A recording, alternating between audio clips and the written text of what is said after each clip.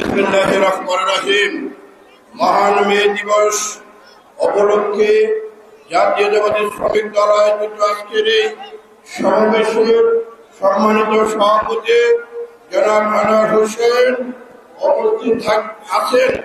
বিএনপির সংগ্রামী মহাসচিব, বারবার কারণে নির্যাতিত নেতা মির্জা ফখরুল আলমগীর, জাতীয় স্থায়ী মনোনীত সদস্য মির্জা আব্বাস, জাতীয় স্থায়ী মনোনীত সদস্য ডক্টর মঈন খান এবং বিএনপির সিনিয়র যুগ্ম মহাসচিব রুহুল কবির রিজভী এবং ঢাকা মহানগরের দক্ষিণের সংগ্রামী আহ্বায়ক বীর মুক্তিযোদ্ধা আব্দুল সালাম এবং শ্রমিক দলের সমন্বয়কারী অ্যাডভোকেট শামসুর রহমান শিবুল বিশ্বাস সহ উপস্থিত আছেন অঙ্গদলের নেতৃবৃন্দ, সামনে উপস্থিত ভাই ও বোনেরা, আসসালামু আলাইকুম।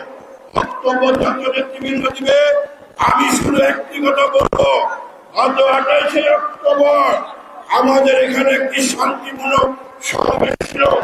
এখানে পার্টির মহাসচিব ছিলেন, আমরা শান্তিপূর্ণভাবে সমাবেশ করেছিলাম। কিন্তু দুর্ভাগ্যজনক সত্যি এই বর্তমান ফ্যাসিবাদের পুলিশ যারা ষড়যন্ত্র করে আমাদের সেই সমাবেশকে বন্ধ করে দিয়ে তারা 7ই জানুয়ারি একটি আমিয়ার দাবি নির্বাচন করেছিল। সেই অবৈধ সরকার আজকে ক্ষমতা আছে। এই বর্তমান ফ্যাসিবাদের শেখ হাসিনাকে বাংলার মাস্টার থেকে আমরা বিদায় করবো। এটাই হোক আজকের আমাদের মহান মে দিবসের অঙ্গীকার। সবাইকে ধন্যবাদ। শহীদ অমর হোক।